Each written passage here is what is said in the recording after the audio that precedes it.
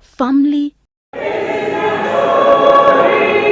friends, and the people who knew veteran politician, the late Waruru Kanja, converged at the St. Andrew's Church in Nairobi Thursday to celebrate the life of a man they say words cannot describe. A husband, father, and grandfather. The former Information and Broadcasting Minister during the Moi era passed away on the 17th of December due to diabetes and breathing complications. Please welcome. One of his sons recounts the events of that dark Tuesday. And the doctor told me a long story. Yesterday was good, we had this problem, we managed it, left here at 11 p.m. and I'm like, doctor, get to the point. I said, anyway, this morning when I went there,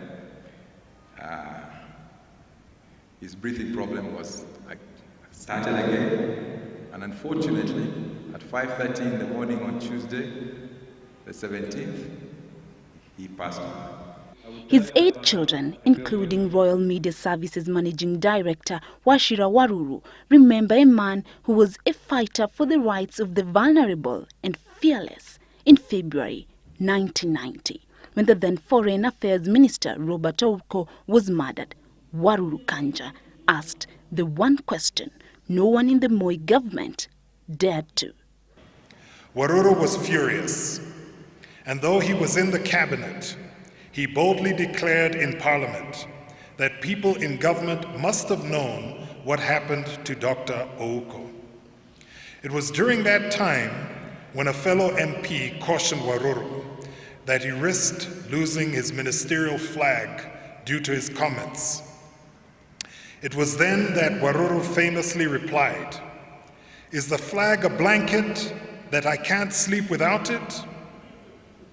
Waruru was immediately sacked from cabinet, and a day later, he was expelled from Kanu. He declared that he had no regrets over his remarks and their consequences.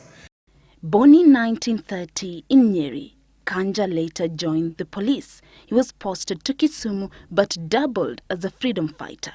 He continued being a Mau Mau contact. He was accused by the colonial government for smuggling guns and taking them to Mau Mau fighters, what led to his arrest. He was tried and sentenced to death. The amnesty by Queen Elizabeth II in 1952 is what saved him from the hangman's noose. Waruru alitaka nchi hii iwe na amani kuliko vile mnavyofikiria. Watu wengine wanafikiria alikuwa ni mtu wa vita, lakini alikuwa mtu wa vita kwa sababu mambo ambayo walipigania hayakuwa yakifanyika. He was detained before independence when the Mzungus dominated us, and he got into problems after independence when the blacks dominated the blacks. So it wasn't just about the Mzungus, it was about domination. The story of his life is one which can only be told by the people he interacted with, the people whose lives were changed through his kindness and selflessness, even when in pain. It did not prevent him from enjoying the things that made him happy, which was sharing and talking to people.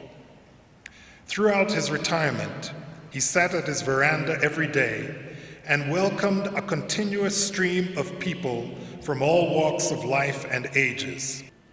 And what this has shown us is that Mzee touched many hearts and will be fondly remembered.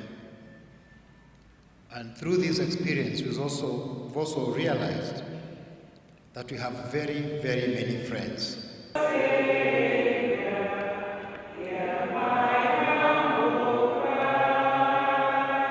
His legacy lives on.